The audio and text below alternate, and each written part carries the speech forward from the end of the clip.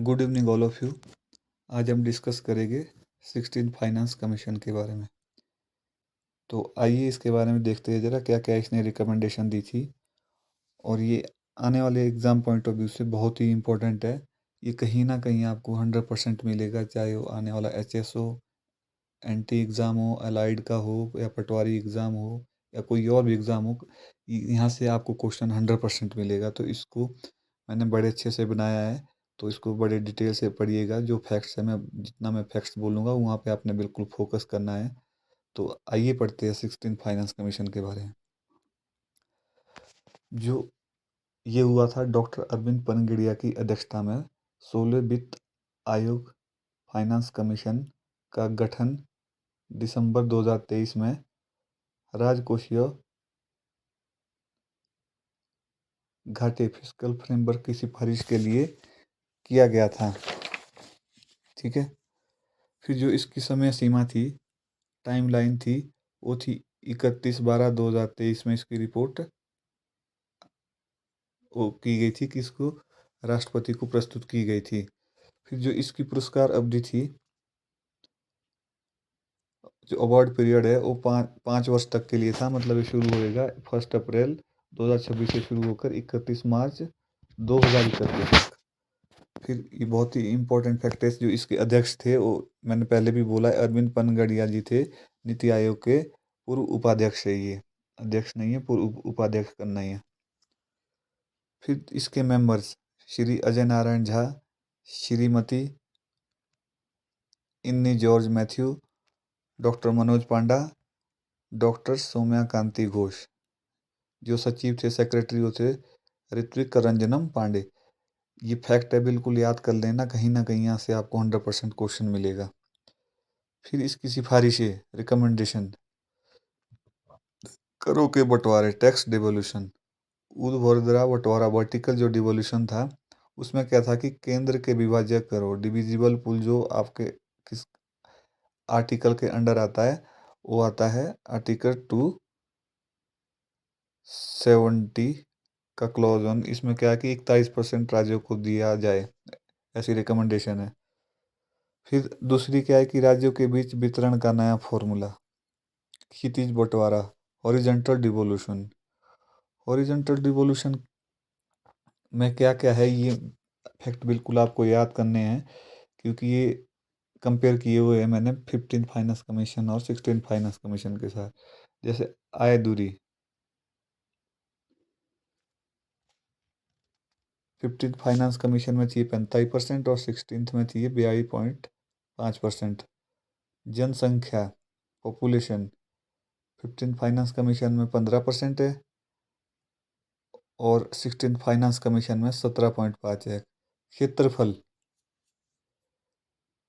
15 finance commission में 15% था और 16 फाइनेंस कमीशन में ये 10% है। फिर है जनसांख्यिकी है, ये 15 फाइनेंस कमीशन में 12.5 और 16 में 10% है। फिर है वन, 15 फाइनेंस कमीशन में भी 10% था और 16 फाइनेंस कमीशन में भी 10% ही है। जीडीपी में योगदान, ये नया है, 15 फाइनेंस कमीशन में नहीं था और 16 फाइनेंस कमीशन में ये 10% है। फिर इसकी इम्पोर्टेंस क्या है कि गरीब राज्यों को सहायता मिलेगी, आर्थिक रूप से उत्पादक है ये, उत्पादक राज्यों को भी प्रोत्साहन मिलेगा। फिर प्रदर्शन आधारित वित्तीय संघवाद, संघवाद है ये, फेडरलिज्म। तो इसमें क्या है कि केवल अनुदान हेतु एंटाइटलमेंट बेस्ड परफॉर्मेंस देने की जगह अब प्रदर्शन आधारित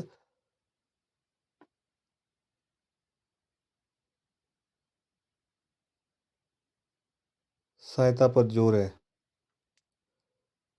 ठीक है, कि किन राज्यों को मिलेगा, जिनका वित्तीय प्रबंधन अच्छा होगा और घाटा नियंत्रित होगा और पारदर्शिता होगी। फिर अनुदान, grants in aid, under article 275 clause 1 के अकॉर्डिंग है कि जो कुल अनुदान है, टोटल ग्रांट है, वो लगभग 9.47 लाख करोड़ है। ठीक है। फिर इसमें प्राथमिक क्षेत्र क्या है, फोकस्ड एरिया, स्थानीय निकाम और आपदा प्रबंधन।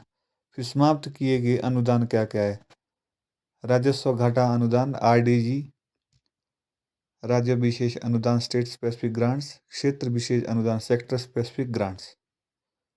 महत्व क्या है इसका, कि राज्यों की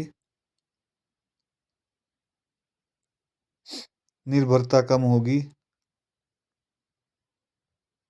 और फिर आत्मनिर्भर वित्तीय व्यवस्था को बढ़ावा।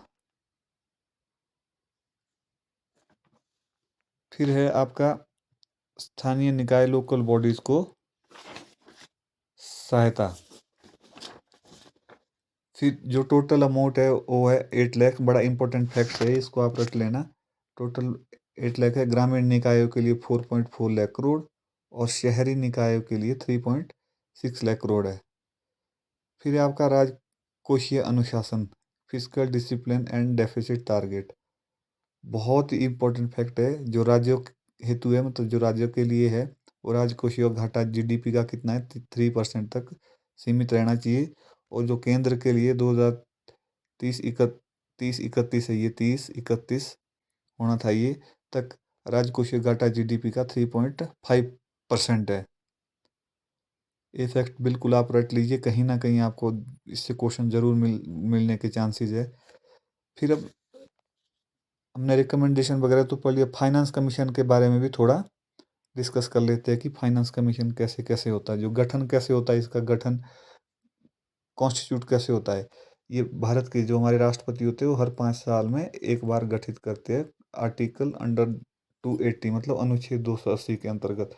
संरचना क्या रहती है इसकी, मतलब इसके 5 सदस्य होते हैं टोटल, एक अध्यक्ष होते हैं, 4 और सदस्य होते हैं।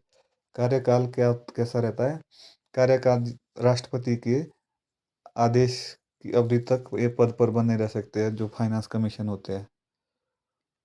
अब फंक्शन क्या क्या है, इनके कार्य क्या क्या है, लंबत हस्तांतरण वर्टिकल डिवोल्यूशन, संघ और राज्यों के बीच क्या करते हैं, शुद्ध कर प्राप्तियों के वितरण की सिफारिश करना।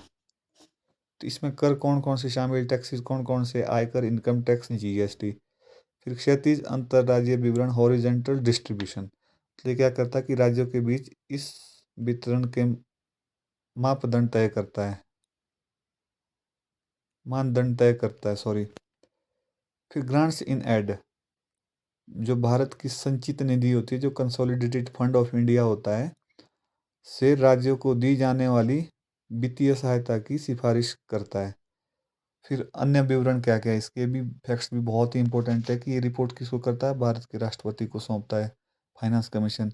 जो इसकी सिफारिश, इसकी रिकमेंडेशन होती है वो परामर्शकारी प्रकृति की होती है, मतलब एडवाइजरी नेचर की होती है और बाध्यकारी नहीं होती, मतलब नॉट बाइंडिंग। ये कंपलसरी नहीं है कि गवर्नमेंट इसको इनको मानना ही पड़ेगा, अप टू द गवर्नमेंट है कि इनकी रिकमेंडेशन को मानना है कि नहीं मानना है।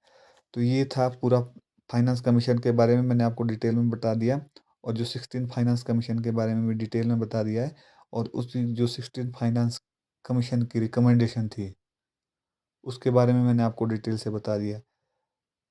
धन्यवाद। अगर आपको मेरा लेक्चर अच्छा लगा हो तो मेरे चैनल को लाइक, सब्सक्राइब एंड शेयर ज़रूर करें। धन्यवाद।